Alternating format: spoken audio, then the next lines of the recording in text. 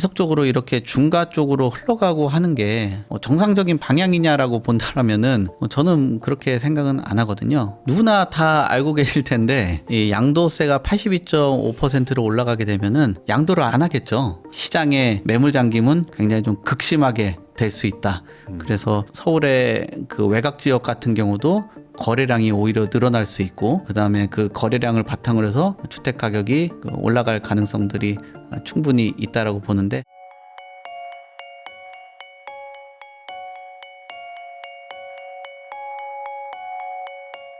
도시와 경제 송승현 대표님하고 이야기 나누고 있는데요. 그럼 이제 뭔가 예상되는 추가 정책들 이런 얘기 한번 해보겠습니다. 최근에 이제 경제 성장 전략이라고 이제 발표가 나온 걸 보니까 네.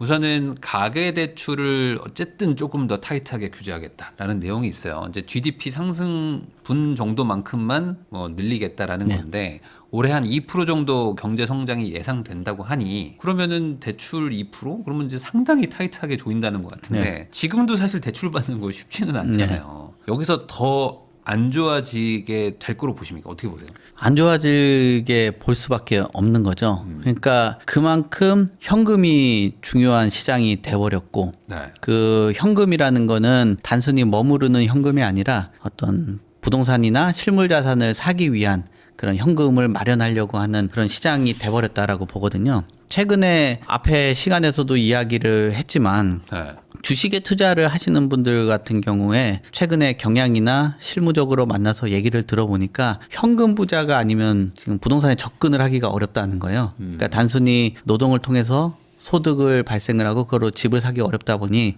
주식에 투자를 해서 추가적으로 현금을 확보를 하려고 하는 거죠. 근데 지금 말씀하신 뭐 GDP의 2%에 맞춰서 대출을 해주겠다라고 하면 지금 부동산 가격 상승한 국면 안에서 이런 그 대출에 대한 그 타이트함이라는 거는 결국 주택의 구매력을 낮출 수밖에 없고, 네. 이 구매력이 낮춰진다라는 거는 결국 구매 능력이 있는 사람들은 조금 더 양질의 지역에 주택을 구매하는 데 있어서는 조금 더 경쟁자가 이탈을 하다 보니 네. 용이하게 돼버리고, 현금에 대한 확보나 자금 여력들이 좀 부족하신 분들은 대출을 활용을 하지 못하니 지금 뭐 전세 시장이나 월세 시장에 머무르게 되는데, 이런 월세 시장과 전세 시장이 축소되고 있는 상황이라 서울의 외곽 지역의 주택들을 대출을 최대한 좀 적게 마련해서라도 집을 마련하려고 하는 그런 움직임들이 나타나지 않을까라고 봅니다. 그러면 그냥 근본적인 궁금함인데 대출 규제가 집값을 하락 전환시킬 수가 있나요? 어떻게 보세요? 대출 규제가 하락 전환시키기에는 뭐 한계가 있다라고 보는데, 그게 이제 주택 가격에 대한 대출 의존도가 높은 지역은 가격 하락으로 이어질 수 있다라고 보거든요. 네. 그러니까 우리가 서울을 기본적으로 바탕으로 보면은 서울의 외곽 지역들은 대출에 대한 의존도가 크기 때문에 네. 그런 지역들은 가격의 하락으로 이어질 수 있다라고 봅니다. 예전에도 서울 외곽 지역 같은 경우는 정책 대출이 풀렸을 때도 집값에 대한 어떤 호재로 작용을 해서 가격 상승으로 이어졌거든요. 네. 하지만 대출에 대한 의존도가 낮은 지역 같은 경우는 대출에 대한 규제가 발생을 한다라고 해도 집값의 영향들이 그렇게 크지는 못하다라고 네. 보는 거죠. 그러면 결국 대출을 활용한 수요 억제 정책이 들어간다라는 거는 대출에 대한 의존도가 큰 외곽 지역과 대출에 대한 의존도가 낮은 서울의 코어 지역 간의 자산에 대한 그 격차를 발생시킬 수밖에 없다라고 봅니다. 그러니까 결국 대출 규제가 최근 몇 년 동안 트렌드로 작용을 하면서 서울 안에서도 주택 가격의 양극화가 더 극심하게 벌어진 그런 효과를 발생시켰다라고 판단됩니다. 오히려 대출을 줄이는 게 양극화를 더 일으킨다. 그렇죠. 네. 그리고 이제 세대 간의 격차도 좀 벌어지게 되는 것 같기도 하거든요. 이제 젊은 분들이 대출이 안 나오니까 집을 못 사는데 집값이 올라가잖아요. 그렇죠. 그게 이제 대출을 받을 때 보통 신용을 바탕으로 하고 본인의 자산을 바탕으로 대출을 해주는 네.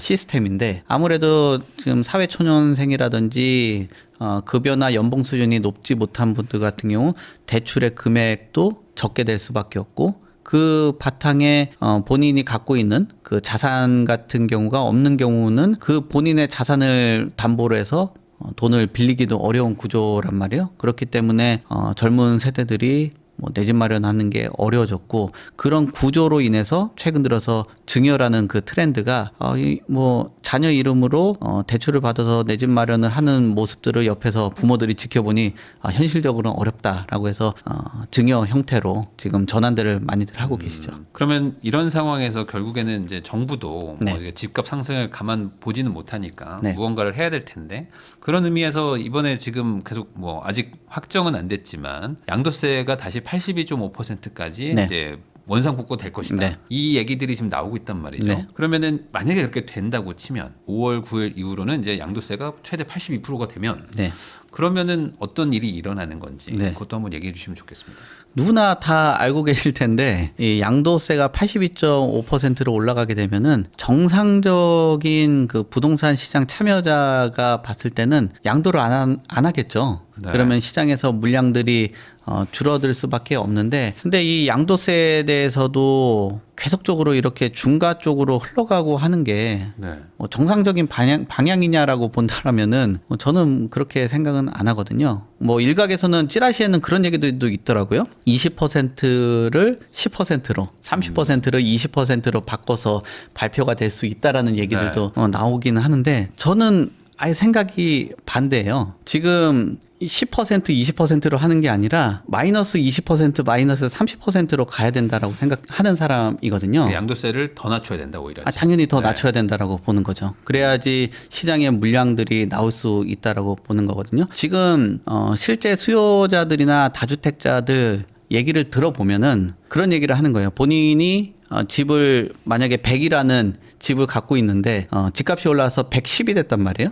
네. 근데 여기서 82.5% 내고 본인의 취득 경비라든지 또는 뭐 중개 수수료라든지 이런 것들 그다음에 시간적인 것들을 고려를 해보면은 실질적으로 한 90% 정도 된다라는 거예요. 그러면은 100이 110이 됐는데 그러면은 그거 다 하고 나면 정리가 101이 된단 말이에요. 그럼 실질적으로 110짜리를 팔아서 101이 되는 오히려 자산이 마이너스가 된다라는 거예요. 그러니까 100일이 돼서 그러면 다시 110짜리 집을 사고 싶다라고 해도 대출도 안 되고 네. 그다음에 거기에다가 전세를 끼고 활용도 못 하고 시장에서 살 수 있는 선택지의 공급 물량도 부족한데 이런 그 뭐 단점이 많은 상황에서 주택을 매도를 하겠냐라고 보면은 그렇게 생각은 안 한다라는 거죠. 하지만 매물은 늘어날 가능성들은 있습니다. 어떤 매물들이 늘어나냐면 가격에 어떤 그 판매를 하는 데 있어서는 양도 소득세잖아요. 네. 양도했을 때 소득이 발생된 주택들은 그 양도를 하고 나면 손해라는 거예요. 그러면 집값이 안 오른 주택들을 판다든지 10억이 오를 게 아니라 뭐 한 5천만 원이 오른다든지 1억이 오른다든지 그러면은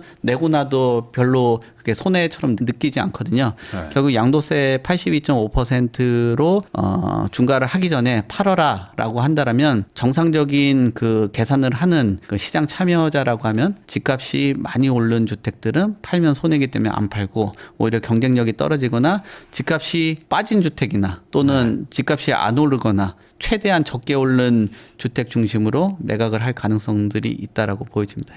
결국에 이게 양도세 중과가 되면 네. 이게 이제 3주택자, 2주택자 뭐 이렇게 되면서 이제 점점 세율이 올라가는 거니까 결국엔 1주택자 대라는 정책이잖아요. 네. 이게 역설적으로. 네. 근데 내가 뭐 A, B, C가 다 좋은 걸 가지고 있는 사람들은 별로 네. 없고 네. 보통은 이제 한 개만 좋고 나머지 네. 두 개는 뭐 월세 받아볼까 해서 샀잖아요.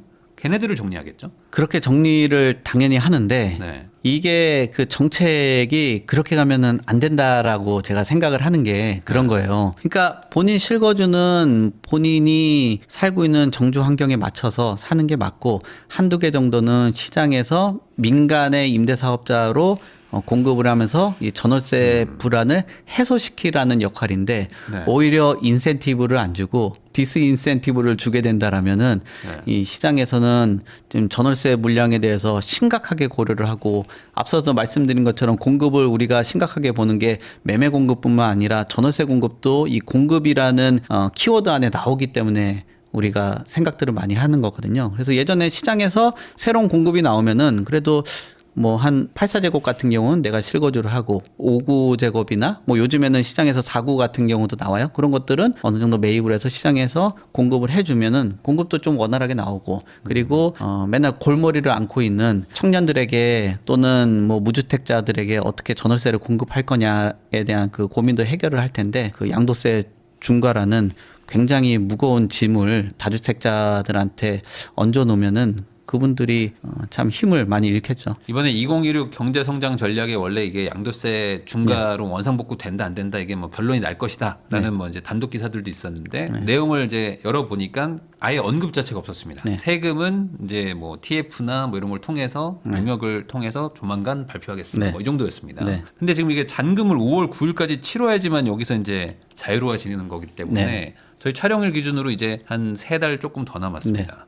그러면은 현실적으로 토어제에다가 뭐 잔금도 보통 한 2달 걸리는데 지금 다주택이신 분들은 양도세 중과가 된다고 생각하고 뭔가 지금 선택을 해야 되나요? 지금 양도세 중과가 된다라는 선택지를 놓는 게 현실적이라고 보는데 뭐 공격적인 투자자들 같은 경우는 그런 선택을 뭐 이제 좀 완화되는 시각이나 긍정적인 시각을 가지고 접근을 하려다 보니까 그런 뭐 다른 선택, 역선택을 하시는 경우도 있는데 지금의 어떤 고정값을 보게 된다라면은 중과를 하는 쪽으로 방향을 잡고 설정을 하는 게 맞지 않겠냐라고 보는데 뭐 제가 보는 그 부동산의 그 뭐 뷰나 시각으로는 중과가 유예될 가능성도 상당 부분 있지 않을까라고 보는데 왜냐하면은 정책을 설계하는 입장에서 봤을 때는 지금 토지거래 허가구역 이후로 전월세 물량이 줄어들었고 이사철 그다음에 학군 수요가 몰리는 그 집중되는 전월세 시장 안에서 이렇게 중과되는 규제를 갖고 가는 게 맞겠냐라고 본다라면은 뭐 현명한 선택으로는 보이지는 않아요. 이게 만약에 중과 쪽으로 가게 된다라고 하면은 그거는 어떤 부동산 시장과 경제 논리로 본다라기보다는 뭐 정치적인 논리의 계산으로 보게 된다라면 중과를 하는 게 맞겠죠. 하지만 정상적인 부동산 시장을 바라보고 희망을 하시는 정책 설계자라고 본다라면 중과 유예가 가야 되고 비전으로 장기적으로 제시를 하면은 예전에 회복된 수준이 아니라 그 수준보다도 10% 20%는 더 낮춰야 된다. 그리고 단순히 10% 20% 낮추는 것뿐만 아니라 취득에 대해서도 낮출 필요가 있다라고 보는 거죠. 왜 이분들이 팔고 나서 다시 추가로 매입을 하려고 해도 8% 12%에 걸리거든요. 그러니까 앞단과 뒷단을 과감하게 낮춰줄 필요가 있다라고 보는데 그게 이제 해외에서도 이런 문제들로 인해서 거래에 대한 세금들을 낮추고 가는 거죠. 근데 이런 것들은 뭐 무시가 된 상황에서 지금 참 이게 부동산 정책 하면서 아마 그 정치권에 계신 분들이나 또는 정책 설계하시는 분들 다 인지를 하고 있는데 너무 정체화가 돼 있어가지고 좀 이런 문제들이 있는 것 같아요. 왜냐하면은 누가 봐도 보유세는 올리고 거래세는 낮추는 쪽으로 가야 되고 그리고 토지거래 허가구역을 시단위로 묶는다는 것 자체가 전혀 이해가 안 되는 그 정책 디자인인데 그런 쪽으로 간다라는 거는 이거는 뭐 부동산 시장을 뭐 정치적인 좀 이념화해서 본다라고 해석될 수밖에 없습니다. 그러면 이런 상황에서 결국에는 이제 내가 지금 다주택자면 어쨌든 뭐 결론은 내야 되잖아요. 왜냐면 이게 안 팔면 사실 양도세는 안 나오기 때문에 버티면 된다라고 생각하는데 이걸 지금 팔지 말지를 고민하는 그 근본적인 이유는 사실 양도세라기보다는 양도세가 이렇게 82.5%로 복구된 다음에 보유세를 때리면 그때는 내가 퇴로가 없다.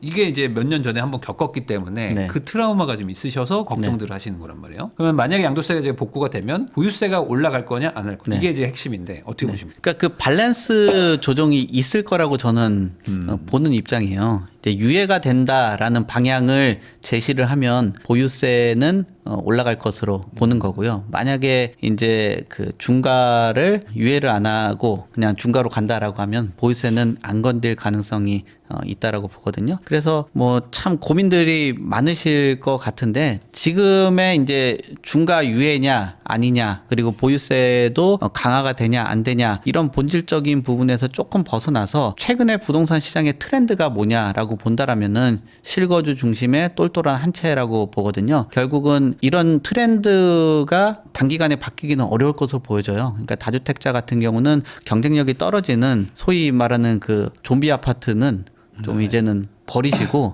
그 아파트들을 통해서 수익 실현을 해서 현금을 가지고 계시던지 아니면은 새로운 부동산을 향후에 그 취득을 하던지 그런 쪽으로 처분을 하시는 게 맞지 않겠냐라고 답을 드리고 싶습니다. 그러면 아까 말씀하셨던 것처럼 이제 취득세를 낮추고 뭐 양도세도 뭐 많이 낮추고 지금은 최고 세율 45%인데 이거를 뭐 한 20-30% 낮추자 이런 얘기신 거잖아요. 그렇죠. 대신에 이제 보유세를 올리는 그러니까 소위 말해 이제 약간 선진국형으로 갈 수 있을까요? 올 한해? 그런 약간 그 세금 용역 뭐 TF 이런 것들 총 다 모아가지고 부동산 세제 정책 발표 이런 걸 아마 하려고 지금 정부가 하고 있는 것 같거든요. 선진국형 공무원이라면은 당연히 해야 되는데 만약에 그렇게 못 간다면 정책의 디자인 자체를 후진국형으로 운영하는 후진국형 공무원이라고 봐야 되겠죠. 그러니까 시민의식이라든지 뭐 국민들은 상당히 뭐 문화라든지 자산 운영이라든지 이런 쪽이 선진화되어 있는데 이 정책을 디자인하시는 분들 같은 경우는 그거에 속도를 못 맞추고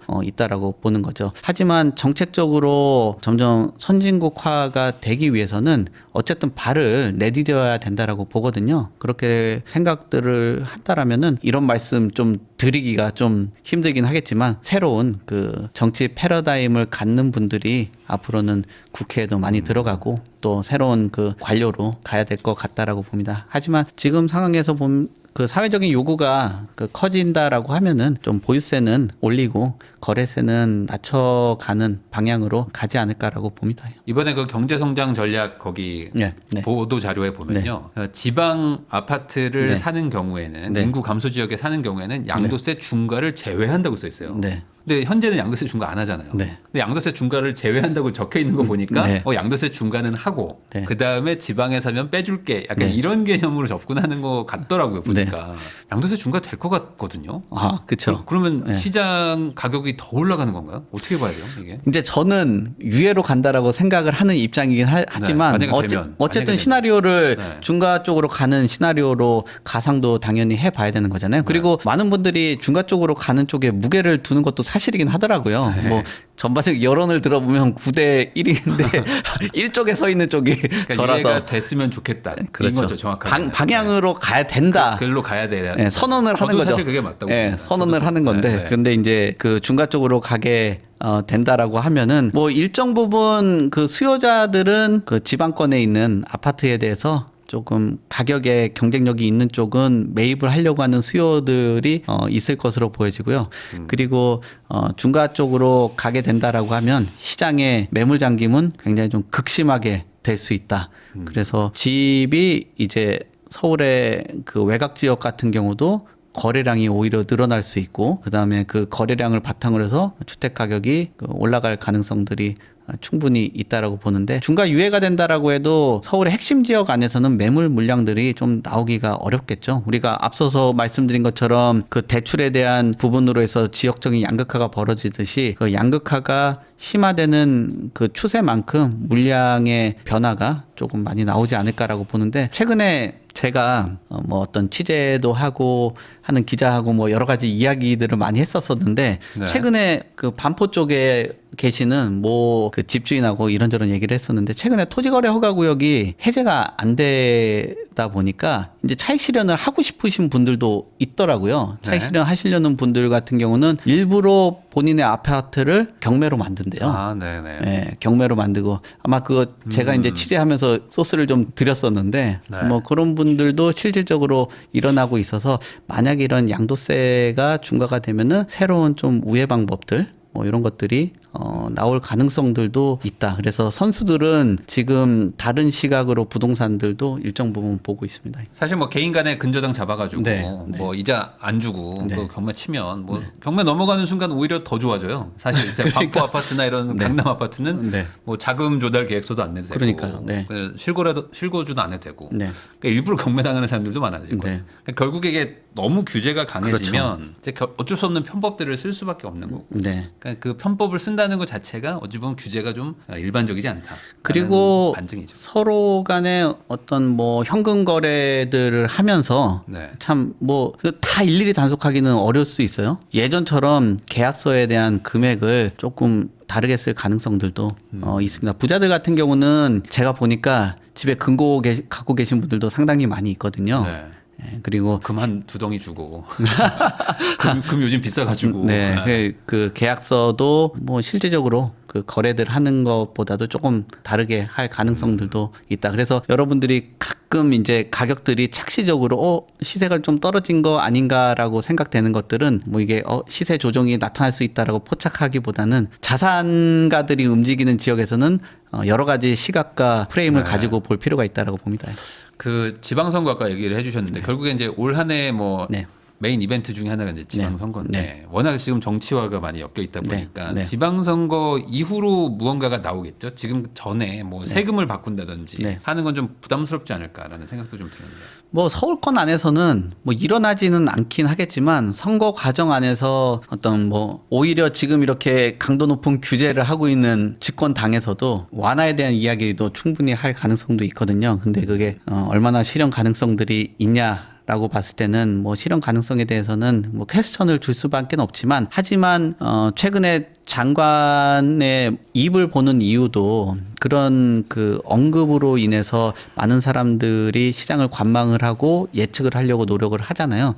그 선거 과정 안에서의 그런 뭐 여러 가지 언급들이 시장에 자극을 줄 수 있다. 지금은 시장이 굉장히 긴밀하게 흘러가는 시장이기 때문에 잘못 이렇게 건드려 가지고는 터지는 경향이 있거든요. 그리고 가격도 폭발하는 경향성들이 나오고 있어서 큰 이벤트를 두고 규제 강화 쪽보다는 완화 쪽에 대한 얘기들이 많이 나올 수 있는데 그 시점 안에서 주택 구매를 선택하시는 분들 같은 경우는 객관적인 판단을 좀 하실 필요가 있지 않겠냐라고 봅니다.